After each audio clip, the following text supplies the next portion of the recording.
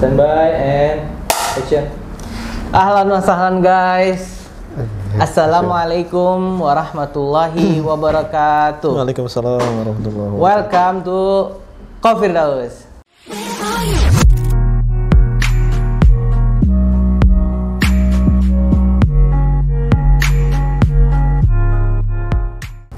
Nah, alhamdulillah hari ini bertemu dengan Ko Adam. Insyaallah.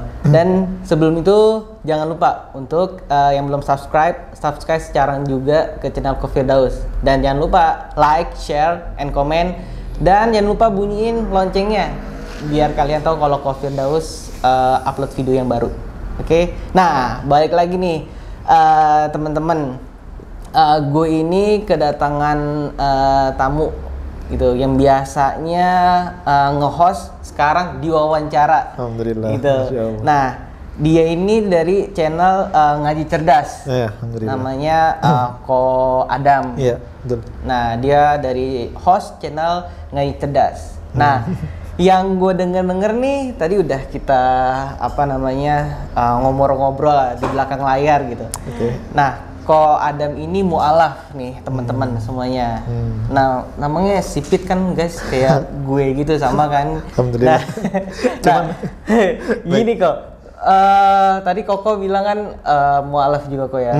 Nah, Kofirdaus pengen tahu dong, Koko ceritanya tuh mu'alafnya kayak gimana sih? Baik, Masya Allah, Alhamdulillah. Gitu. Pertama-tama, Bismillahirrahmanirrahim. Assalamualaikum warahmatullahi wabarakatuh. Kofirdaus. Puji syukur senantiasa kita panjatkan kepada Allah. Begitupun juga salawat serta salam kita haturkan kepada baginda Nabi besar Muhammad SAW. Kalau dibilang tadi Kofirdaus perjalanan saya menjadi seorang mu'alaf bagaimana? Sebenarnya mungkin agak panjang ya. Sebenarnya kalau oke, baik. Nggak terlalu panjang sih. Oke. Mungkin saya juga ini ya ada beberapa perjalanan gitu sebelum menjadi seorang mu'alaf. Bahkan saya juga sempat menjadi seorang ateis waktu itu gitu. Nah, kayak dari ateis dari kafir, dari Kristen gitu kan ya. Terus kemudian menjadi ateis, beralih menjadi agnostik. Nah, itu kayak gitu. Nah, saya ingin menjelaskan dulu ketika saya dalam agama saya sebelumnya. Waktu itu agama saya Kristen waktu itu. Gitu. Kristen saya itu memang dari keluarga yang kalau saya lihat ya nggak terlalu taat sih sebenarnya. Yang nggak terlalu taat ya seperti biasanya ya. Survei mengatakan loh, teman-teman saya juga bilang ya keluarga gue juga begitu sama. Artinya memang Kristen memang beberapa aja yang taat gitu kan ya. Beberapa yang taat. Ada juga yang nggak taatnya. Saya termasuk yang nggak taatnya. Pada saat ketika saya berkeluarga sama keluarga saya pada saat itu, memang saya itu ngerasa diri saya itu memang nggak puas terhadap Tuhan yang saya sembah pada saat itu. Kala itu. Oke, secara singkatnya ya. Baik, tidak puasnya bagaimana? Tidak puasnya begini, Kofirdaus. Andai kan kalau misalnya, mohon maaf ya, ini bukan menjelekan kok, tapi ini cerita pandangan saya pribadi, gitu kan ya. Andai kan kalau misalnya Yesus Kristus itu adalah Tuhan, misalnya gitu kan ya, dan dia menjadi seorang manusia, dia turun ke bumi, kemudian dia memberi wasilah atau petunjuk gitu kan ya, untuk menuju kepada jalan Bapa misalnya. Baik, dia Tuhan, Yesus menjadi manusia. Pertanyaan besar saya itu seperti ini. Ketika dia sudah menjadi manusia, kita kan tahu ya bahwa bumi ini kan sangat besar kok. Oh iya pasti kan. Ya kan ya. Bumi ini sangat besar ya. Luas sekali. Luas banget gitu ya. Betul. Kemudian alam semesta dan kemudian planet-planet di luar sana itu sangat besar kok. Hatta bahkan ada sesuatu yang lebih besar daripada planet itu sendiri dan yang kita nggak bisa jangkau oleh mata kita sendiri. Nah, pertanyaan besar saya ngerasa nggak puas gini. Nah ini nih teman-teman, pertanyaan yang besar nih apa sih? Gue juga penasaran gitu kan. Apa tuh kok? Kalau seandainya Tuhan menjadi seorang manusia, lalu kemudian siapa yang mengurus alam semesta ini, termasuk planet yang di luar sana? That gitu ya. That is big question. The big question ya. Ini pertanyaan ini memang sering saya tanyakan ke para pendeta pada saat itu kok. Bahkan nggak cuma pertanyaan hal seperti ini, ada juga hal yang saya tanyakan. Bahkan pendeta itu bilang begini, ya kamu kalau mau beriman sama Tuhan Yesus, kamu tuh nggak boleh banyak tanya gitu. Oh gitu, ya udah gitu waktu itu nanya sama pendetanya. Betul, kata pendeta kayak gitu. Saya bilang, loh kok begini agama gitu. Harusnya kan saya kan punya akal nih. Tuhan ciptain saya akal dan saya berpikir tentang hal ini. Harusnya kalau Tuhan ciptakan akal, harusnya Tuhan tuh tahu di mana letak akal itu akan berfungsi kayak gitu. Iya, betul. Jadi kata pendetanya itu, ya udah kalau mau beriman gak usah banyak tanya gitu. Gak usah banyak tanya, iya. Konsep beriman dalam Kristen kata pendeta itu adalah imani dulu, baru kau bertanya nanti. Setelah imani dulu baru nanti nanyanya gitu. Oke, jadi beriman dulu gitu. Beriman dulu gitu kan ya. Nanyanya nanti. Nah, di situ saya merasa wah, ini saya mulai merasa ragu kayak gitu ya. Oh, gitu. Dan kemudian banyak hal lagi yang saya tanyakan memang nggak dijawab secara puas, secara akal saya seperti itu kok. Jadi kok Adam juga nanya-nanya juga ya gitu. Jadi kalau kayak di Islam mungkin nanya berbagai ustadz, ini nanya ke banyak pendeta. Justru di Islam itu pasti ada jawabannya pasti. Oh gitu. Karena Islam itu kan bagi saya itu kan memuaskan akal ya. Memuaskan akal, kemudian juga menenangkan jiwa saya kok. Gitu. Nah, habis itu gimana tuh kok? Baik, dari situ saya udah merasa mulai nggak puas.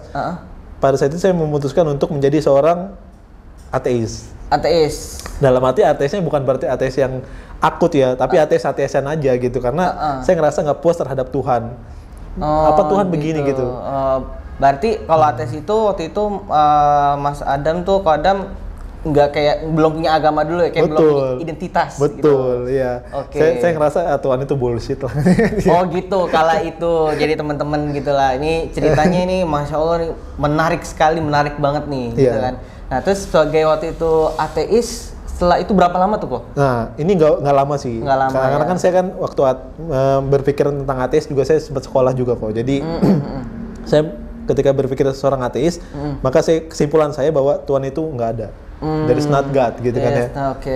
There is not God because nggak bisa terbuktikan oleh akal, mata itu. Mata gitu ya. Oke. Nggak bisa dibuktikan secara ilmiah.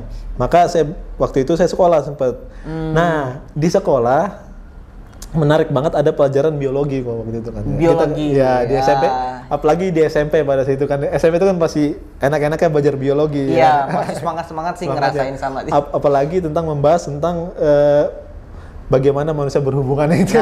Ada kayaknya edukasi seperti itu. Biasanya itu kalau zaman aku kok itu semangat sih. Semangat. Iya Kak, kayak langsung halu. Dulu itu teman-teman dulu ya. Oke, next. Saya mikir mestem ini. Oke, baik. Nah, ketika di pelajaran biologi kok menarik banget bahwa saya diajarkan bagaimana manusia itu berkembang biak kayak gitu kan ya. Pada satu titik ada di mana pergerakan daripada sperma itu yang kemudian dia itu kan jalurnya kan tahu ya di mana dia harus masuk kepada sel ovum kan ya. Betul. Dan kalau kita pelajari bahwa sel ovum itu kan memiliki racun asam namanya. Kalau di dalam pelajaran biologi. Nah, dan si sperma ini dia tuh punya penangkal racun itu. Dan itu saya bingung. Betul. Dan saya bingung dari mana si sperma ini bisa tahu bahwa dia tuh harus punya penangkal racun untuk menghadapi itu sel telur tadi. Sel telur itu ya. Kayak gitu kan ya. Ini nggak mungkin terjadi secara kebetulan ini, saya bilang gitu. Jadi ya kan ya? Dari situ tuh teman-teman tuh. Ini udah mulai penasaran ya. Ini udah mulai penasaran, makin kita korek-korek lagi. Oke. Ini nggak masuk akal nih. Kalau ini diciptakan oleh manusia itu sendiri, nggak mungkin. Nggak mungkin banget. Nggak mungkin banget.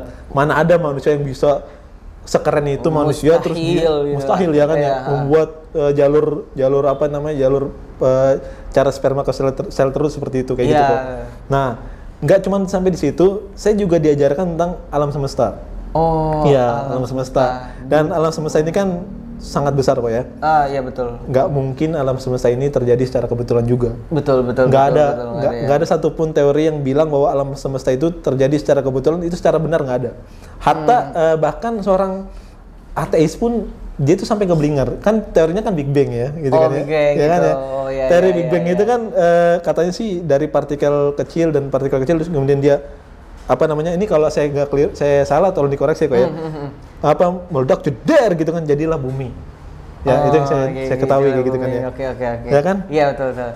Nah, ada satu titik kata kata para ilmuwan ateis itu di mana ada satu ruangan yang dia nggak terbatas oleh ruang dan waktu, dan itu dia nggak bisa jawab di situ. Oh, dia tuh kayak mentok di situ mentok ya? Di situ, iya. Mentok tuh. Nah, dia jawaban dia apa? Kesimpulannya, ya itu udah dari sananya. Dan pasti kalau ada dari sananya ada pusatnya dong. Ada pusatnya. Nah, dia bohong dalam teori masalah Big Bang itu, si pakar teori itu bohong kalau menurut saya. Karena dia nggak bisa meneliti dari mana sih itu. Dari mana sih? Jadi kayak lu neliti nanggung banget sih gitu kan. Kenapa nggak ke ujungnya langsung? Iya, pusat, iya betul. Ya kan ya? Iya. Itu kan logis kan ya. Saya bilang, oh bener juga ya. Siapa yang bilang alam semesta ini yang nyiptain manusia? Nggak ada. Maka saya lihat juga dari pakar matematikawan, namanya kalau saya nggak keliru ya, ada namanya Roger Penrose. Dia itu pakar matematikawan, dia pernah bilang gini kok, kemungkinan probabilitas alam semesta ini terjadi secara kebetulan itu 1/10 pangkat 10 pangkat 1/23. Nah, kalau di hitung-hitungan sulit ya. Itu sulit tuh. Matematika tuh pusing kan. Pusing ya. Oke. Berapa hasilnya kalau secara bahasa yang simple adalah more than impossible. More than impossible. Lebih daripada tidak mungkin bahwa alam semesta ini terjadi secara kebetulan. So, who is the creator gitu kan ya? Iya. Siapa yang ngadain ini semua? Siapa yang ciptain ya kan? Ngadain ini semua. Pada saat itu saya mulai beranjak kepada agnostik. Saya rasa mungkin pasti ada Tuhan ini. Nggak mungkin Tuhan nggak ada. Iya sih. Ya kan ya? Logis ya? Iya. Logis banget. Betul. Dari ateis terus ke agnostik. Nah, dari agnostik ini mungkin agak lama saya di sini. Oh, jadi kalau yang ateis itu berapa lama tuh? Nggak lama, itu nggak sampai setahun. Bulan-bulan, setengah bulan ada. Ada lah. Nah, ini agnostik tuh lumayan lama. Karena bertahun-tahun. Karena kan saya ngeliat ya, agama itu adalah sebuah mempengaruhi banyak orang. Di mana dia pengen mencuci otak dengan agama seperti itu. Saya pandangan saya dulu tuh seperti itu. Begitu. Kayak contoh misalnya 212 misalnya ya. Dulu nih pandangan saya dulu ya. Ya gimana caranya orang itu bisa terkendali ya kan secara banyak masif dengan dalih agama. Itu pandangan saya dulu. Karena kan saya agnostik kan. Maka saya bilang agama juga buatan ini. Gak ada yang bener agama gitu. Apalagi Islam. Nah, gitu kan. Nggak ada. Nah, itu belum sempat kepikiran tuh ya Islam tuh. Karena teman-teman saya itu ya Allah. Ya, walaupun dulu juga saya sempat waktu kecil ya itu sempat ngaji, tapi ketika sudah besar ya ternyata gambarannya itu parah-parah. Misal orang muslim tuh nggak bisa dipercaya, jorok, bohong ya kan ya, tukang nipu. Yang negatif-negatif dah. Gitu. Tadi kalau misalnya kuasain bilang orang koruptor ya kan ya, dia tadinya nggak berkerudung pas udah jadi terdakwa jadi pakai kerudung ini. Yang jelekin orang Islam. Iya jelek, iya sih, benar kau benar. Boro-boro saya mau melirik Islam pada saat itu. Iyalah yang kau tahu yang negatif semuanya. Yang lebih parah lagi 911 pada saat itu memang sih. Yang 911 itu yang WTC itu. Oh iya. Tragedi WTC. Nah itu saya udah benar-benar kecewa sih. Karena gila, nggak manusia banget sih kayak gini. Gitu loh. Agama apa sih ini gitu loh. Oh iya sih. Nah itu perspektif saya ketika menjadi seorang agnostik terhadap Islam ya kok ya. Waktu itu ya. Nah jadi setelah itu tuh tadi abis dari agnostik Islam ya. Ya. Nah ini nih. Islam ini nih. Nah dari pas kau tadi bilang kan kayak negatif semua nih Islam kan. Nah, gimana sih kok bisa akhirnya finally endingnya di Muslim, Masya di Islam. Allah, baik. Puji syukur ya Allah Subhanahu Wa Taala berikan saya hidayah walaupun memang agak lama ya. Masya Allah. Dari tadinya nggak suka Islam sampai sekarang alhamdulillah Allah memberikan semangat saya untuk berjuang kembali dalam Islam. Jadi falling in love Masya Allah. Muslim. Nah pertanyaannya why Islam? Kenapa saya bisa masuk Islam gitu kan? Nah, iya kok. Saya dipertemukan dengan seseorang yang dimana dia tuh penampilannya bukan ustadz kok. Penampilannya sama kayak Firdaus kayak begini. Iya, dia bergaya santai. Seolah-olah dia dosen, tapi dia bukan dosen, dia tukang mie ayam. Tukang mie ayam? Tukang mie ayam. Oh gitu, ini unik nih, ketemunya sama tukang mie ayam nih. Iya, tapi luar biasa ya, Masya Allah banget, dia kan biarpun tukang mie ayam, tapi dia ngaji sebenarnya kan, tapi gitu, penampilannya luar biasa-biasa aja. Saya dipertemukan dengan beliau, karena kan saya orang kritis ya. Nah, kemudian dipertemukan, saya nanya-nanya banyak tuh. Saya udah ceritakan tentang sejarah hidup saya, dari saya Kristen, kemudian saya ateis, kemudian saya agnostik. Nah, saya luapkan kepada beliau bilang begini, antum tahu nggak? Mas Adam, bukan Mas Adam, pada saat itu namanya David. Oh, jadi Adam ini nama hijrahan, guys. Itu namanya David. Oke. David.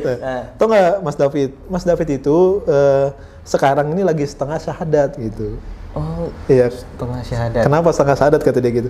Ya karena Mas David ini mempercayai Tuhan tapi nggak mempercayai agama gitu kan ya. Iya kan sih. Kita mau tahu ya bahwa syahadat itu kan kalau misalnya dibelah la ilaha illallah gitu kan ya. La ilaha, nggak ada Tuhan. Ya benar, kalau misalnya ada orang yang bilang nggak ada Tuhan, ya berarti masih setengah syahadat. Iya, setengah sih, iya sih. La ilaha, iya. Illallah, la ilaha illallah. Maka ilaha, iya. Kata Mas Eko namanya, dia bilang gini, selanjutnya Mas David tinggal berpikir aja sedikit lagi, gitu. Mas David jangan lihat orang Islam gitu, karena orang Islam itu belum tentu dia menjalankan Islam. Betul. Ya ngerti. Nah, dijelaskan pada saat itu. Nah, pertanyaan saya waktu dulu ketika ateis itu ternyata di Al-Quran udah dijabarkan semuanya. Wih, Masya Allah. Saya menanyakan tentang manusia kan pada saat itu kan. Saya meneliti tentang manusia. Ternyata Allah dalam Al-Quran menjelaskan itu semua kok. Iya, sudah ada semuanya. Bener, kan, ya. Jadi yang pertanyaan Mas Adam kayak mentok, ini nggak ada jawabannya, ternyata udah di Al-Quran dijelaskan.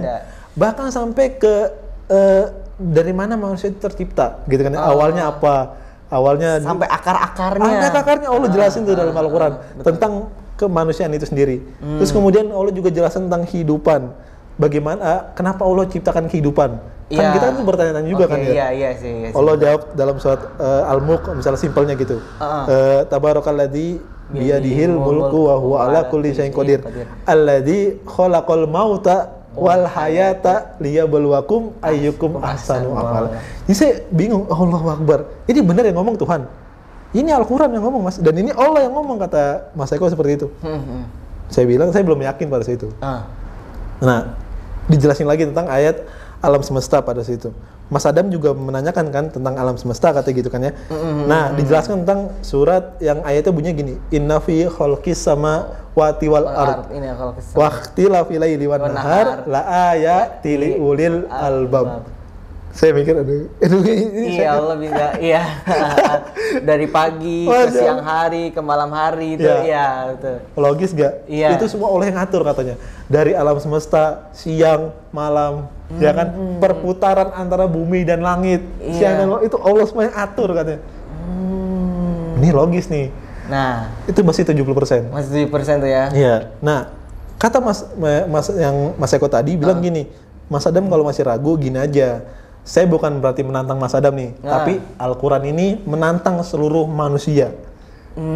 Kalau dia masih ragu terhadap Al-Quran, maka Allah bilang dalam Al-Quran, wa in kuntum fi raibim mimma nazzalna ala abdina fa'tu bi suratin min mithlihi. Hai David gitu kan ya. Hai David. Lu masih ragu sama Al-Quran nih? Iya.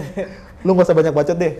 Bukti udah gue kasih, ya kan ya. Tinggal apa lagi sih? Apalagi yang mau lu dapet gitu. Ya udah, kalau lu masih ragu, gak usah banyak bacot gitu kan, mohon maaf. Lu buat aja satu surat yang semisal sama Al-Quran. Oh, puyeng udah tuh. Oh gimana kan? Ngeblank udah kan? Ngeblank banget gitu. Allah Akbar. Bener nih Mas.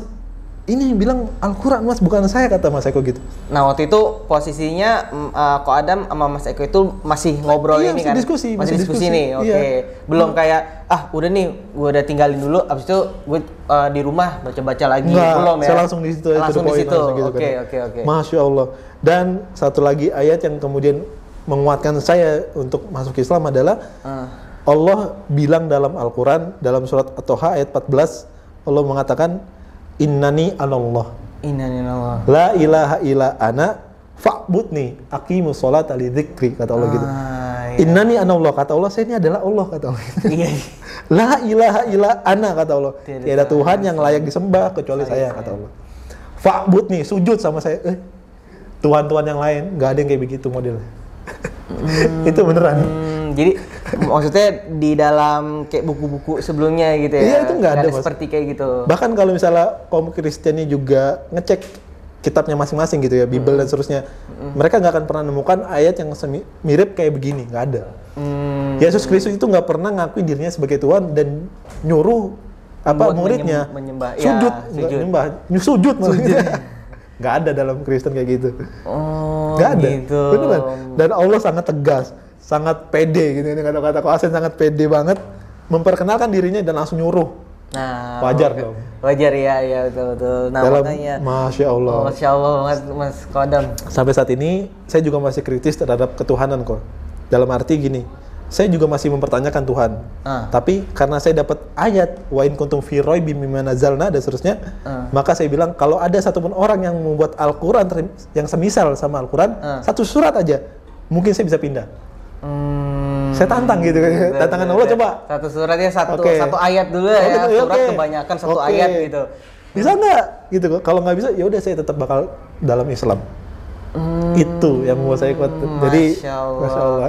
Jadi pas Ko Adam ketemu sama yang Pak Eko tuh, Mas Eko itu ya, itu nggak sengaja ya? Nggak sengaja ya memang. Itu ketemunya dia lagi jual mie ayam atau kayak di rumah nih, gue tahu nih ada yang enak mie ayam, gue kesana beli, enggak kan? Nggak gitu. Jadi memang teman tuh sering beli mie ayam di situ, jadi saya ngikut gitu kan ya. Oh kayak gitu. Ini nggak di skenario, memang bener-bener ya mungkin sudah hidayah dari Allah ya. Nah balik lagi gitu, jadi teman-teman hidayah itu nggak mahal dan nggak sembarangan sih. Iya ya. betul, Masya Allah. Dan nggak tahu kita kayak kapan lu dikasih hidayah gitu. Misalkan Fulan ya dikasih hidayah seminggu lagi, ya nggak mungkin. Maksudnya itu pilihan dari Allah. Betul, hidayah itu Mas. Jadi teman-teman, Masya Allah ceritanya Ko Adam ini buat kita semua dari kayak agama sebelumnya dari Kristiani ke ateis ke agnostik terus akhirnya endingnya ke Islam gitu. Itu perjalanannya lumayan. Berarti ada gak maksudnya dalam perjalanan ke Islam itu Ko Adam tuh kayak ada gak sih kesulitan atau kayak mungkin dari keluarga nih? Ini kita pengen tahu nih dari keluarganya pandangan Ko Adam. Ko Adam ya. Baik. Masya Allah.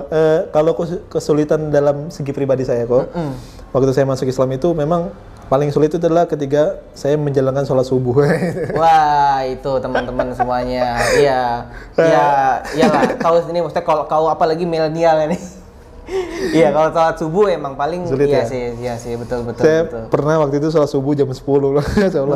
Langsung saya tanya Ustadz, gimana Ustadz, saya boleh nggak sholat subuh jam 10? Baru bangun ente. Ya udah nggak apa-apa sholatnya, ya Allah malu banget. Nah itu mungkin bukan kesulitan ya, tapi memang karena belum terbiasa ya. Terbiasa sih, masih awal gitu. Karena kan syariat Islam itu harus jadi habit buat manusia sehingga dia bisa jadi biasa dan itu berpahala kayak gitu. Itu metode saya sekarang kayak gini. Nah, sorry kok. Ya. Ketika di keluarga kesulitannya adalah ya ibu sama bapak itu memang nggak setuju ya. Nggak setuju ya. Tapi bapak ini Kristiani ya, orang tua? Iya, Kristiani. Sampai sekarang masih Kristiani. Semoga Allah beri hidayah. Amin. Ya. Jadi ibu yang paling nentang sih. Kamu tuh apa sih gitu? Kamu tuh kan tahu bapak kamu kan seorang yang ahli kitab gitu, maksudnya pendeta kayak gitu kan ya. Wah. Gitu kan. Bapak kandung saya ya, kan bapak saya ada dua nih, bapak tiri sama bapak kandung. Bapak kandung saya itu pendeta katanya. Oh, jadi dua-duanya non Kristen juga sama. Masya Allah ya. Nah, kalau kamu masih ngotot sama agama kamu yang kamu pilih nih, ya kamu harus siap dong untuk keluar dari rumah saya kata gitu. Nah, itu teman konsekuensinya kan. Konsekuensinya gitu ya. Ya seperti itu kan. Oke, istilahnya get out for my house ya. Gitu kan. Nah, jadi tapi bagi saya memang ya nggak ada masalah sih ya. Selagi yang kita sembah itu benar dan dia yang menciptakan kehidupan dan dia pasti ngasih solusinya. Allah tuh kan nggak mungkin ya ngasih cobaan kepada manusia siapapun itu kecuali manusia itu sanggup untuk menjalaninya, melakukan itu. La yukallifullah nafsan illa usaha seperti itu. Nah saya yakin makanya saya langsung pada saat itu mungkin saya langsung tinggal di tempat teman-teman kayak gitu. Oh bener ya, mohon maaf nih diusir gitu. Diusir gitu. Oh tapi itu selama berapa lama tuh? Gak lama sih. Ketika saya sudah bekerja gitu kan ya, udah bisa menghasilkan duit sendiri, maka Islam mengajarkan saya bahwa harus berbakti sama orang tua. Betul sih kok. Meskipun memang beda agama kok betul, ya. Sama iya. sih, maksudnya ada kejadian-kejadian kayak gitu nggak bisa gitu loh. Kita kayak musuhin orang tua betul. karena beda agama gitu, nggak bisa sih. Betul. Ya, intinya ya tetap orang tua ya tetap orang tua yang kita hormati gitu kan. Masya Allah. Kayak pas sudah saya kerja, saya balik ke orang tua saya. Udahlah. Nah, ibu saya sendiri gitu kan ya. Ibu saya sendiri yang bilang, yaudah nggak apa-apa, kita di sini bareng-bareng lagi, asalkan jangan saling ejek agama masing-masing gitu. Oh, Masya Allah baik Bu kayak gitu. Itu setelah saya ngasih duit ke ibu saya. Oh, iya. Berarti enggak, dalam satu sisi, oh Masya Allah nih anak gue udah bisa, udah di luar kerja bisa ngasilin uang, gue udah usir kan katanya gitu. Berarti ya appreciate lah ya saya. Makanya trik buat mualaf ya. Kalau antum diusir dari rumah, ya antum kerja mandiri, cari duit yang banyak. Jangan ngomong apa-apa ke ibu ketika masuk ke ibu, tapi kasih duit dia langsung. Bismillah. Bismillah, dikepret pakai. Nah gitu, jadi pesan buat teman-teman yang mualaf di luar sana ya. Maksudnya ya insya Allah kalau mau balik lagi ke rumah gitu ya. Iya, tapi itu guyon aja. Guyon aja, ibaratnya sogok dulu. Kok nggak kasih aja duitnya? Iya, dan juga ya tetap berdoa juga lah ya. Betul, doain juga. Doain juga gitu, dengan sembari ngasih ke mama hadiah gitu, sembari kita tuh berdoa juga ya, pasti betul. itu harus. Terus Koko nih tadi bilang dua ada ayah tirinya ya. Dan Koko nih berapa saudara sih kok? Saya itu anak pertama dari 6 bersaudara kok. Dari 6 bersaudara. Jadi ada adik saya itu memang ada 6. Koko yang paling pertama? Pertama saya.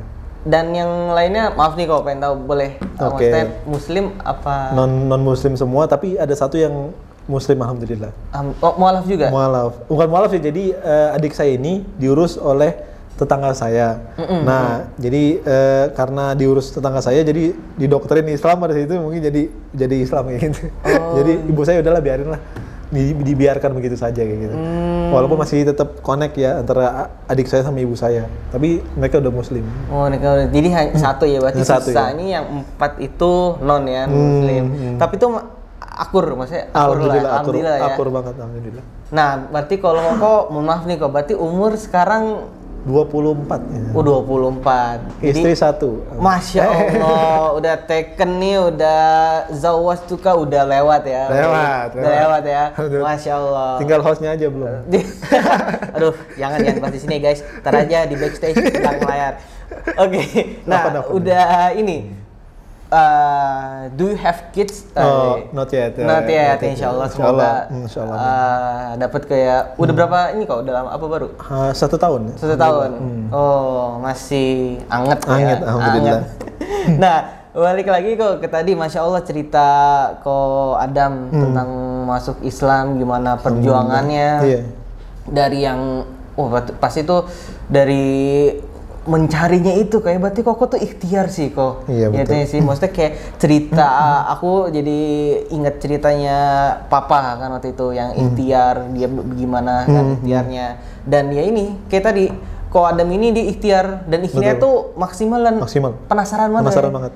Memang Islam ditunjukkan untuk seperti itu kok. Jadi kita lihat sejarah-sejarah Nabi, contoh Nabi Ibrahim pada saat itu memang Islam itu senantiasa agama yang mengunggulkan sebuah akal. Nabi Ibrahim contoh misal. Nabi Ibrahim itu kan secara manusiawi memang dia nggak puas terhadap Tuhan masyarakat pada saat itu kan gitu. Nyembah patung misalnya. Sampai Nabi Ibrahim buat teori yang memuaskan akal banget tuh pada saat itu. Kalau dihancurin kan patungnya ya kan ya.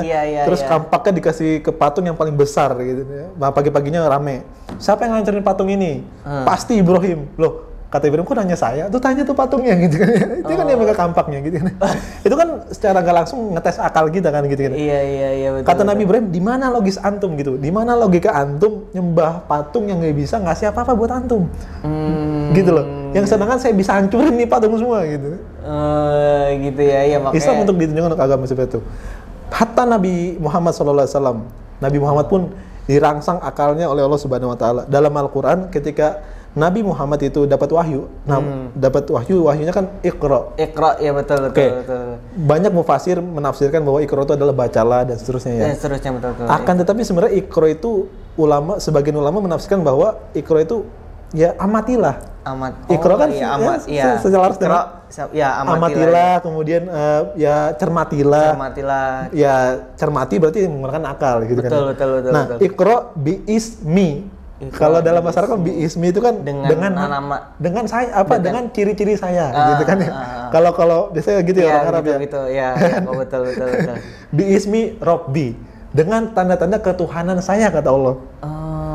Ya kan? Betul. Ya, Bi ismi Rabbi kalladzi khalaq. Saya itu pencipta kata Allah gitu. Nabi Muhammad dirangsang akalnya oleh Allah Subhanahu wa taala. Begitu. Nah, gitu. memang Islam seperti itu kok. Makanya banyak sekali ratusan ayat dalam Al-Qur'an kok Firdaus Allah tuh nyindir-nyindir tentang akal manusia. Misalnya afala taqilun. Betul. Afala yatafakkarun. Ya, ada. Inna fi dzalika laayatil liqaumil yaqilun. Allah tuh sering nyindir akal manusia supaya dia sadar bahwa akal tuh pakai dulu kalau mau beriman sama saya gitu loh. Jangan sampai beriman kepada Allah dengan secara klaim doang. Karena sudah banyak zaman dulu, zaman Nabi Muhammad sampai ke zaman Nabi Ibrahim, itu gimana tuh klaim semua kok. Betul. Ya kan ya? Itu zaman Nabi Muhammad gimana klaim? Ya Tuhannya Allah, tapi dia perantara patung kayak betul, gitu. Klaim lah. Ya. Jadi itu salah kaprah aja. Ya, jadi mentang-mentang kayak wasilahnya, oh nih bisa direct langsung nih gini. Makanya tuh jadi manusia kayak bermacam-macam. Makanya berimajinasi punya inisiatif begini. Ya, itu. Jangan sampai ya kayak gitu kan. Iya. Makanya Islam tuh dikasih akal. Betul. Allah juga menegaskan dalam surat Al-Mulk tadi juga Allah bilang ada orang kafir yang masuk neraka dan orang kafir ini menjelaskan penyesalannya pada saat masuk neraka. Allah mengatakan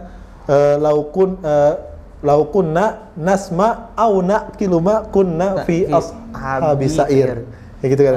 Andaikan dulu saya itu mau mikir aja gitu kan. Mau mendengarkan dan mau mikir tentang ayat-ayat Allah, maka saya nggak mungkin masuk neraka sa'ir.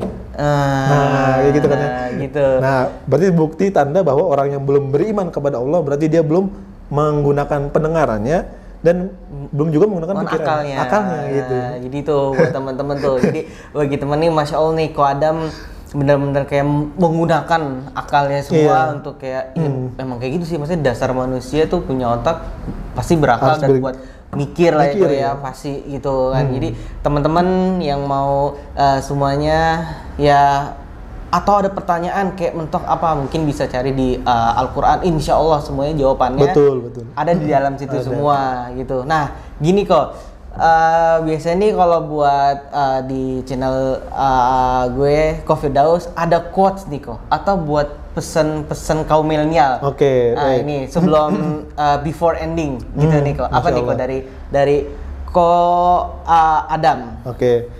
Baik, bismillahirrahmanirrahim.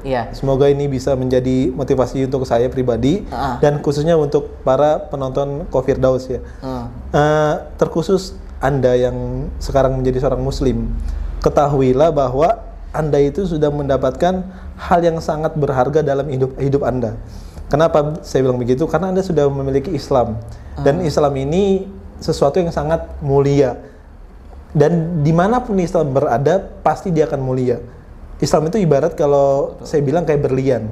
Nah, kalau berlian itu biarpun dia diceburin di got sekalipun, maka dia tetap bakal mahal. Tetap gitu ya. Nah, biarpun dia ditaruh mana tetap mahal. Nah, maka Anda pertahankan Islam itu. Dan sekarang Islam itu sedang tidak ada di got, tapi sedang ada di dalam hati Anda. Maka Anda itu harus pertahankan Islam itu. Gitu loh. Jangan sampai Islam ini dijual begitu murah. Ya, dalam segi akidahnya. Betul. Dan jangan sampai juga Islam yang Anda tanam dalam hati itu dijadikan sebuah permainan. Contoh misalnya, ada orang Islam yang ngaku Islam tapi kemudian menjalankan syarat Islam itu malas-malesan misalnya. Bahkan yang sangat nauzubillahnya sampai sampai menjelek-jelekan Islam itu nauzubillah banget yang gitu kan. Jangan sampai berlian itu tercorehkan terhilangkan dari hati Anda cuman gara-gara hal sepele. Maka keep the faith, pertahankan Islam itu dan sebarkan Islam itu kepada orang-orang yang belum tahu. Karena masih banyak kaum milenial yang kemudian dia hobinya searching gitu kan ya, googling dan seterusnya. Nah, Anda bisa masuk di sana, pahamkan mereka, selipkan sisi-sisi dakwah, insya Allah mereka akan dapatkan hidayah insya Allah. Amin, amin. Jadi Alhamdulillah nih sebenarnya sih masih banyak sih kok masih mau nanya-nanya. Oh, iya. Aduh, tapi ya next mungkin nanti ada part 2-nya lah. Insya Allah. Insya Allah kalau lagi ada waktu senggang dan insya Allah. kondisi di Jakarta juga insya Allah mendingan kok ya. Jadi ntar kita bisa lain waktu insya Allah ada part 2-nya nanti dari Ko Adam gitu kan. Nah, dari gue buat teman-teman statement terakhir before ending. Jangan lupa sekali lagi yang belum subscribe sekarang juga, like, share, and comment. Oh ya, sebelum gue penutup, Ko Adam punya Instagram kok? Oh punya. Yes. Instagram punya, YouTube punya. Wis, gila itu dia tuh penting guys. Okay. Coba Kak. Kalau Instagram itu Adam Fatih 1453. Kemudian YouTube juga sama, Adam Fatih 1453. Silakan bisa dimampiri gitu. Ntar yang belum jelas, ntar gue tulis biasa lah di sininya nih gitu. Kalau nggak ntar di descriptionnya gitu. Insyaallah. Karena semuanya itu balash, tahu balash? Oh belum tahu. Belum gratis, majanan gitu, majanan. Nah, oke, teman-teman semuanya, thanks for watching my YouTube. Hope you enjoy. Always enjoy my videos and my content. Wallahu muwaffiq ila aqwamit thoriq. Wassalamualaikum warahmatullahi wabarakatuh. Waalaikumsalam warahmatullahi wabarakatuh.